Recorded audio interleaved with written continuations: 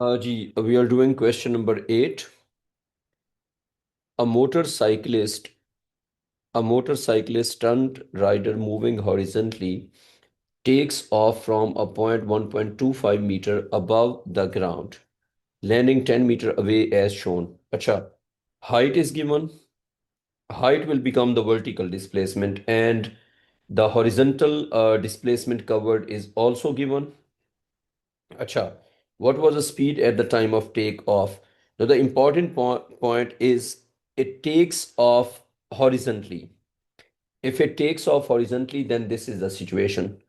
The height is, this height is 1.25 meter, takes off horizontally with speed u and hits the ground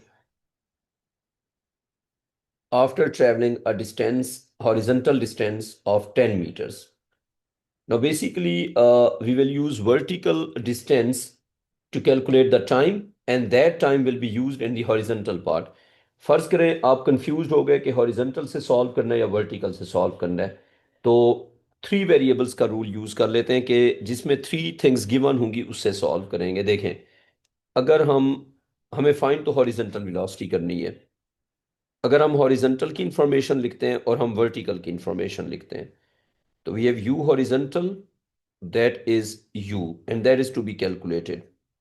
We have s horizontal, that is 10 meters. अगर horizontal की three things given है तो हम horizontal से solve कर सकते हैं, लेकिन three things are not given. अच्छा, अगर हम एयर को इग्नोर करते हैं तो the only acceleration is acceleration due to gravity, and the horizontal acceleration will be zero. So we have no acceleration in the horizontal direction. Horizontally, these are the things which are given. Vertically, u vertical is 0 meter per second. A vertical is acceleration due to gravity.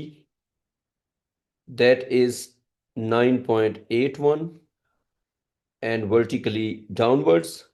And then we have S vertical. That is, अच्छा, U vertical 0 क्यों है? क्योंकि horizontally उसने jump किया है ना, horizon initial horizontal velocity है।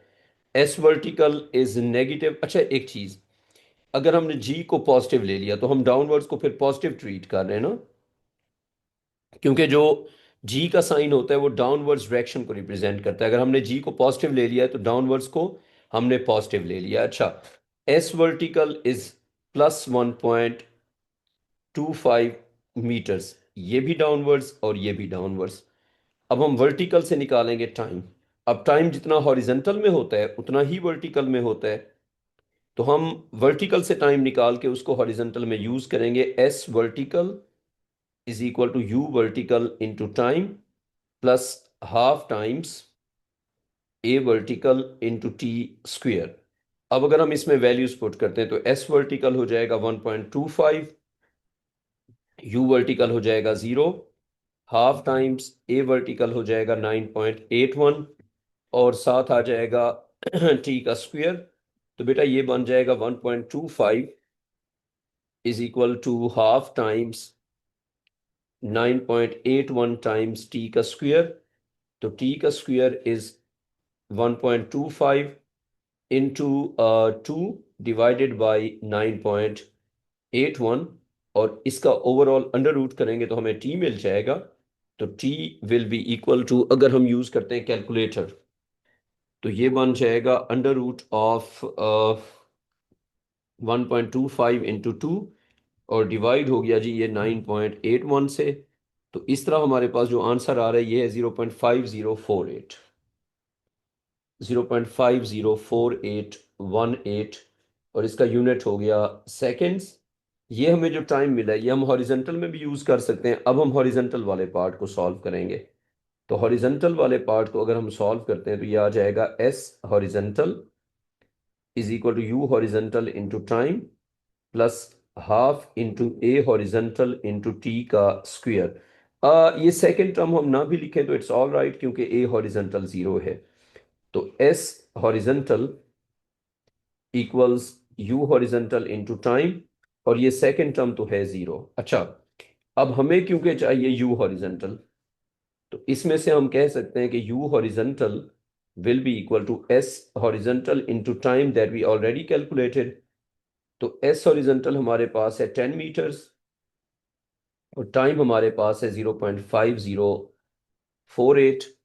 तो हम 10 को डिवाइड कर देंगे, ये हमारे पास हो जाएगा 10 डिवाइडेड बाई 0.5048 और बेटा ये आ जाएगा हमारे पास, ये 198 के अराउंड आ रहा है। अंडर रूट या कुछ हमने मिस किया है मे बी, नहीं 20 आना चाहिए ना। अच्छा हाँ हाँ ठीक है, 10 और डिवाइडेड बाई 0.504818, ये आंसर आ रहे हैं हमारे पास ऑलमोस्ट 19.8, जिसको हम राउंड ऑफ अगर करते हैं टू सिग्निफिकेंट फिगर्स में, तो टू सिग्निफिकेंट फिगर्स में 20 आ जाएगा। सो 20 इज द आंसर, तो डी इज द आंसर। मैंने बॉल पॉइंट कहे थे, सो बेटा डी इज द आंसर।